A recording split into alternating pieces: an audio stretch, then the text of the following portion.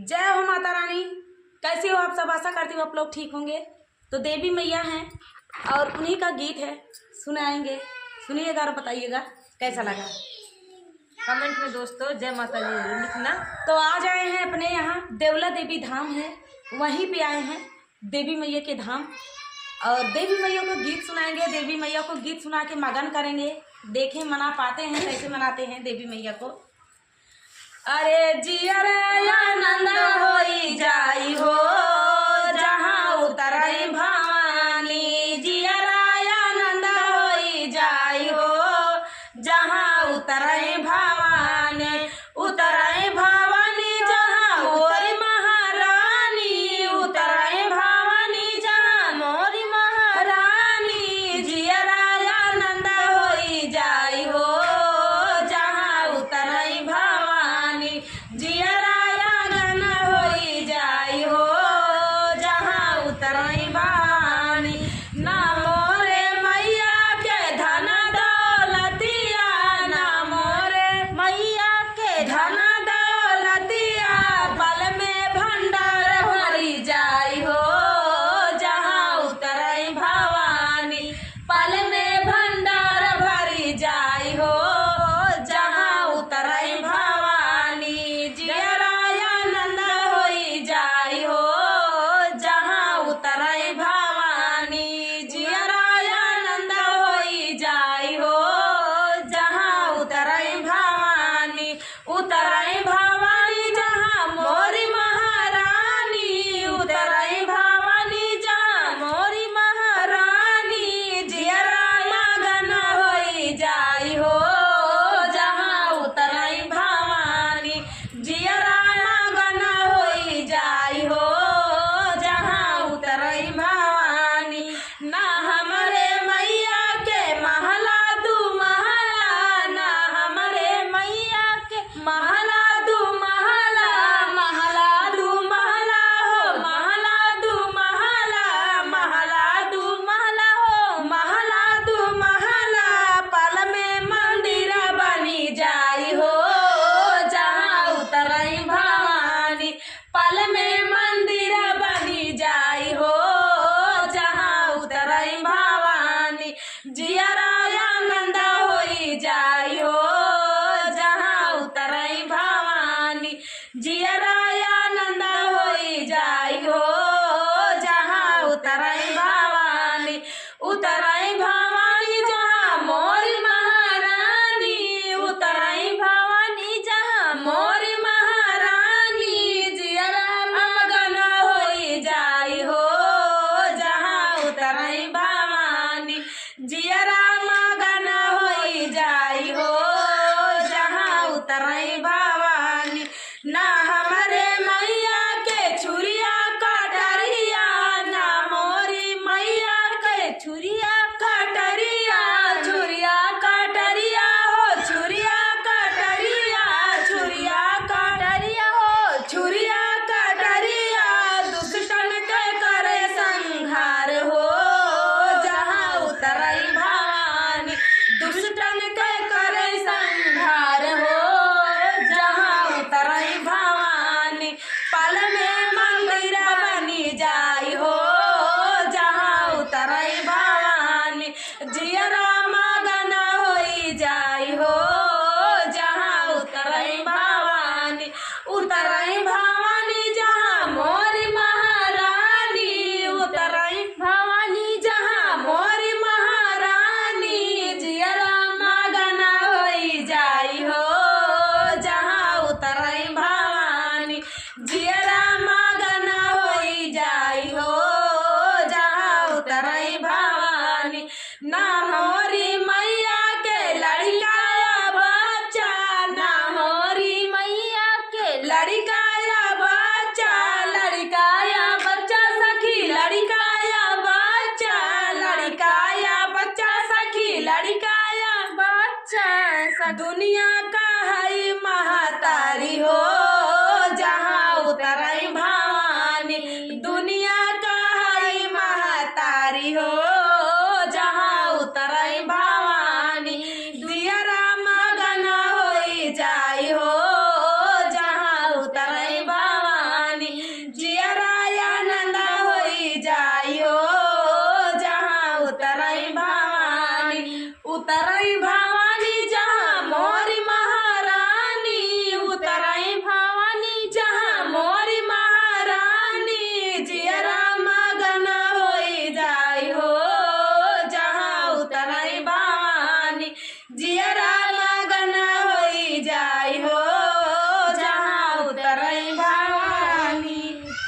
चैत महीना मैया निकली दुपहरिया हो छाई लागिना हो कि घूमै लागिना मैया गौवा से सहरिया हो कि घूमै लागिना मैया गौवा सहरिया हो कि घूमै लागिना चैत महीना मैया निकली दुपहरिया हो कि घूमै लागिना हो कि घूमै लागिना मैया गौवा सहरिया हो कि घूमै लागिना घूमतै घूमत मैया हो गई दुपहरिया हो छाई बैठिना हो छाए बैठिना घूमतै घूमत मैया हो गई दुपहरिया हो छाई बैठिना हो छाई बैठिना मैया नीमिया के छैया हो छाई बैठिना मैया नीमिया की छैया हो छाई बैठिना हाथवा डलरिया लैके निसराई मालिनिया हो कि पूछै लागिना हो कि पूछै लागिना मैया देवी जी से बतिया हो कि पूछै लागिना देवी मैया जी से बतिया हो कि पूछै लागिना। अब देखा मालिन हुआ से निकली है आ निकली से देखी देखिस कि देवी मैया के इस शीतला माई की चौरी अब के यहाँ बैठा है। देवी मैया लागत यहाँ कहे थे कि शीतला मैया की चौरी पे के बैठे देवी मैया बैठी यहाँ लागत है चैत के महीने चलता है नवरात्रि के दिन चलता है देवी मैया आ जाएगी यहाँ। अब देखा पूछा यहाँ मालिन की देखा का देवी मैया का जवाब देती हैं अरे हाथवा डलरिया लैसे निसराई मालिनिया हो कि पूछै लागिना हो कि पूछै लागिना देवी मैया जी से बतिया हो कि पूछै लागिना देवी मैया जी से बतिया हो कि पूछै लागिना गाँवा सहरिया घूमते हो गई दुपहरिया हो कि कहीं ना देती ना हो कि कहीं ना देती ना मालिन हमारा सिंगारवा हो कि कहीं ना देती ना मालिन हमारा सिंगारवा हो कि कहीं ना देतू ना। अब देखा देवी मैया का श्रृंगार मालिन के बस के है और केहू बस के आहाय ना है। अब मालिन के श्रृंगार की देवी मैया को बहुत भावा था कहे से मालिन चुन चुन के गजरा बनाए रहा थे चुन चुन फूले के। अब फूले के गजरा इतना गहगा महकत रहा था देवी मैया एकदम लोभाई जाती ये नहीं देवी मैया बात वक्त चलती गया है।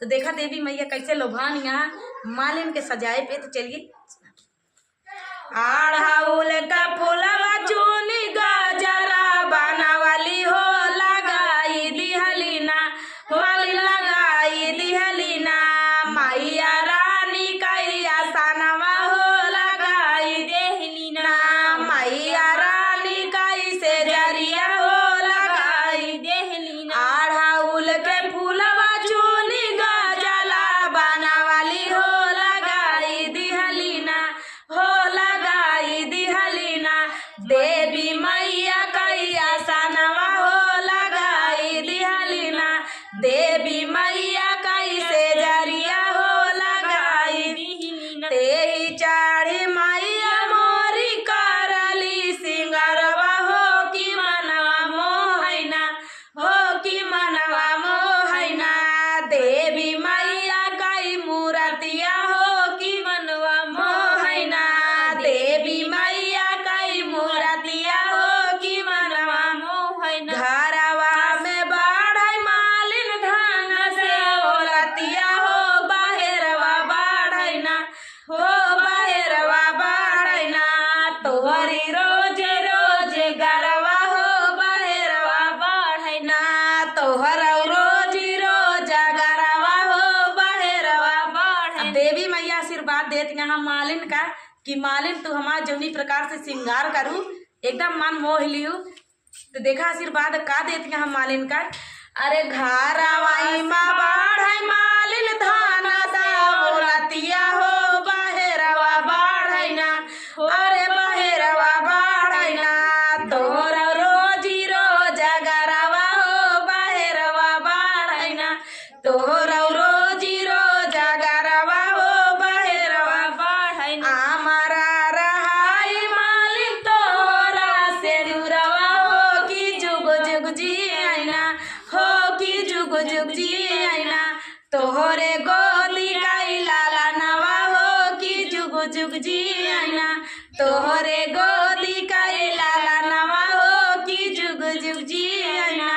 बनाए रखिए।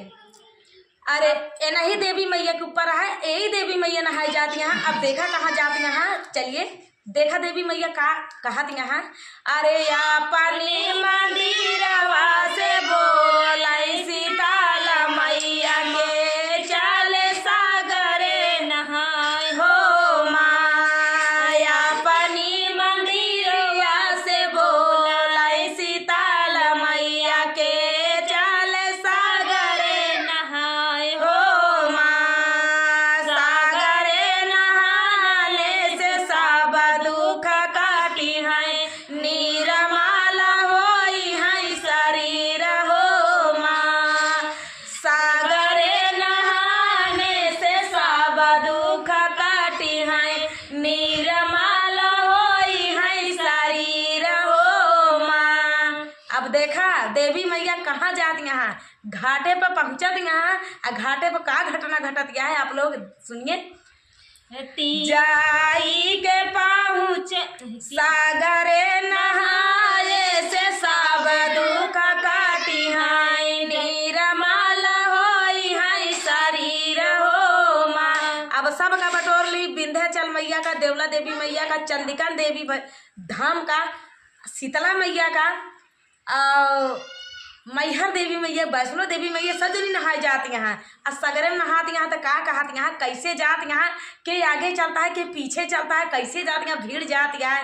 देवी मैया का जौन कहती, देवी मैया का नहा चल पड़ी यहाँ सब चल पड़ी यहाँ, देवी मैया का लश्कर जाती है। और देवी मैया आगे आगे जाती हैं, पीछे पीछे लश्कर यह है। देखा देवी मैया जहाँ चलत ही वहाँ लश्कर रहबे करा था। तो चलिए सुनाते हैं।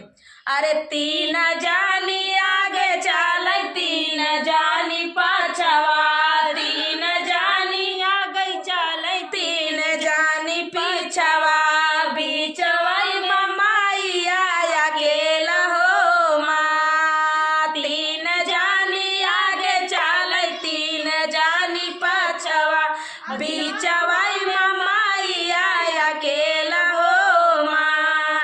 जाई के पहुँची है बीचे सगारवा, चिड़िया छोड़ी बाई ठाई नहाई हो माँ। जाई के पहुँची है बीचे सगारवा, चिड़िया छोड़ी बाई ठाई नहाई हो माँ। अब देखा हुआ नहाती यहाँ देवी मैया के साथे का घटना सगरा, जौने सगरा में गए यहाँ वह सगरा के देवता यहाँ। अब देखा का घटना घटित हो था देवी मैया के साथे। अब सातों बहिनी गए यहाँ। अब देखा के करे साथे का घटना घटा था। अरे आई है लहारिया हो बीचे सगरवा, चिड़िया तलाई गई बहाई हो माँ। आई है लहारिया हो बीचे सगरवा, चिड़िया तलाई गई बहाई हो माँ। पुरैन पतवा मैया तान काला पेटली, कोहरा दुआरवा चली जाय हो माँ। पुरैन पतवा मैया तान काला पेटली, कोहरा दुआरवा चली जाय हो माँ। अब देखा देवी पुरैन पात बहुत बर्बाद हो था। माई में लपेट के चल दे कोहरा। अब देखा अपन तन ढाकी माई, और देखा कोहरा के दुआरे गए यहाँ। कोहरा के दुआरे धन्य भाग कोहरा का है कि कोहरा के दुआरे माई आज गए यहाँ। और उनका अब देखा माई का जवाब देती, कैसे कर रही है माई का कहा गए यहाँ कोहरा से। चलिए सुनाते हैं। कोहरा बेटा कोहरा बेटा हुआ भैया, भैया से भतीजावा, सागरा मधानी गाढ़ देव हो माँ। कोहरा बेटा हुआ भैया, भैया से भतीजावा, सागरा मधानी गाढ़ देव हो माँ। एतनी बचन सुनई कोहरा बेटा हुआ, आराजा करत भाई ठाड़ा हो माँ। एतनी बचन सुनई कोहरा बेटा हुआ, आराजा करत भाई ठाड़ा हो माँ। हमारी मथनिया मैया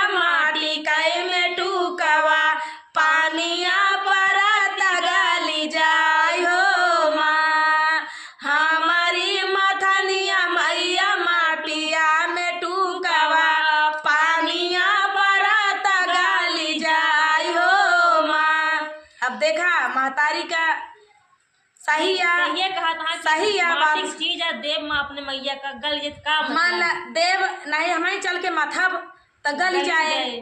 आ गल जाए तो कैसे हुए महतारी कैसे मथाए और जैसन परे वैसे पानी में गल जाए। तब देखा देवी मैया कहाँ जात यहाँ सातों बहिनी देवी मैया के बात यहाँ और देखा कहाँ जात यहाँ हम पूरा इनी पतवा मैया ताना काला पेटली लोहरा दुअरवा चली जाई हो माँ। पूरा इनी पतवा मैया ताना काला पेटली लोहरा दुअरवा चली जाई हो माँ। लोहरा बेटौआ भैया भैया से भतीजवा सागरा मथानी गाड़ी देव हो माँ। लोहरा बेटौआ भैया भैया से भतीजवा सागरा मथानी गाड़ी देव हो माँ। एतनी बचान सुन लोहरा बेटवा ना गाड़ी गुड़ दिहले थमाई हो माँ। एतनी बचान सुन लोहरा बेटौआ गाड़ी गुड़ दिहले थमाई हो माँ। अब देखा सात बहनी लई के कहाँ जाती यहाँ देवी मैया सात बहनी पाई गई मथनी। अब देखा लकड़ी के मथनी यहाँ लोहरा की यहाँ लकड़ी के भाई बना था कोहार घरे माटी के बना था।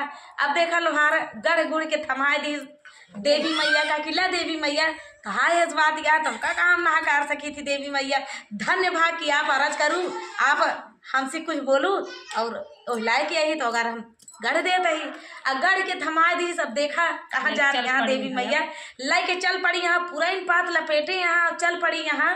अब देखा कहाँ पहुँचा थी अरे ये तनी बचाना सुन लोहरा बेटा हुआ गाड़ी गुड़ दिहले थमाई हो माँ।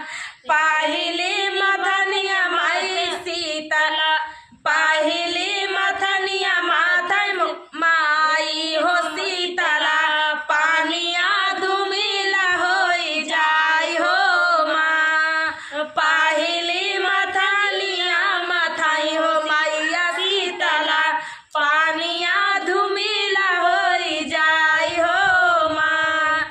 दूसरी मथनिया माथा माई हो भगावती काची मछलिया उतराई हो माँ। दूसरी मथनिया मैया दूसरी मथनिया माथा माई हो भगावती काची मछलिया उतराई हो माँ। अब देखा वो तो देवी मैया ही देवी मैया का तेज सभी जानता है केहू बतावे का नहीं बा सबके समझ में आवत है देवी मैया का तेज है। ओहो नवरात्रि ला गया है तो देवी मैया का दिन तो चलता ही है। तब देखा पुरान पात लपेटे यहाँ मथत यहाँ सगरा। अब देखा मथत उनका चीर मिला था कि ना मिलत कैसे नहीं मिलता है पावा थी कि मथबई करा थी। अब देखा के मथत है शीतला माई मथी तो पानी धूमिल हो गया जनता यहाँ तेज शीतला मैया का के नहीं जाना सबसे बड़ी शीतला मैया कहा गा है। दूसरी मथनी माई भगवती मथिन कच्ची मछली जतनी रही उतराई चली। अब सगरा के नुकसान होता है आय लहर बहाय लई गए नुकसान इहू को भा है। तब देखा कैसे मथत यहाँ के मथा था कैसे का नहीं करा था चीर नहीं करा था कि नहीं करा। चलिए सुनाते हैं। अरे तीसरी मथनिया माथा दूरगा हो माइया गोरिया संवरिया उतराई हो माँ। तीसरी मथनिया माथा देवला देवी माइया गोरिया संवरिया उतराई हो माँ। हाथ जोड़ी नी करे है बीच सगारवा सुन मैया राजा हमारा हो माँ। हाथ जोड़े उतारे हैं हाथ जोड़े निकले हैं भाईया सगारवा सुन मैया राजा हमारा हो माँ। अब जानता है कि नुकसान होता है। देवी मैया अपने तेज पे यहाँ, क्रोध में यहाँ, क्रोधित यहाँ महतारी अब देखा निकरा थी ओहमा से भाई, अब जीव जंतु का नुकसान होता है। सगरा पीछे से निकरा थी, हाथ जोड़ के हाहाकार करत निकरा थी, हे माई, हे महतारी, हमसे गलती है। अब देखा क्या होता है, आगे चल के सुनिएगा। अरे हाथ जोड़नी सरे है बीचा हो सगरवा, सोना मैया रजा हमार हो माँ, चिड़िया के बदले पीताम्बर हम देबै, पहिरनी ओढ़ी घर जाऊ हो माँ, चिड़िया के बदले पीताम्बर हम देबै, पहिरनी ओढ़ी घर जाऊ हो माँ, अपनी मंदिरिया से निसरै शीतला मैया, के हो चले सागरे नहाय हो माँ। तो दोस्तों देवी महतारी का पचरा गीत आप सभी को कैसा लगा कमेंट में जरूर बताना दोस्तों। बहुत ही प्यारा पचरा गीत था। देवी मैया की कथा है, ये कहानी है, ये देवी मैया कैसे कैसे रचना करती है, कैसे कैसे खेल दिखाती हैं, वो तो देवी मैया ही जाने। तो चलिए दोस्तों, देवी मैया आप सभी की मनोकामना पूर्ति करें और साथों साथ आप सबके पीछे हमारी भी मनोकामना को पूरा करें देवी मैया।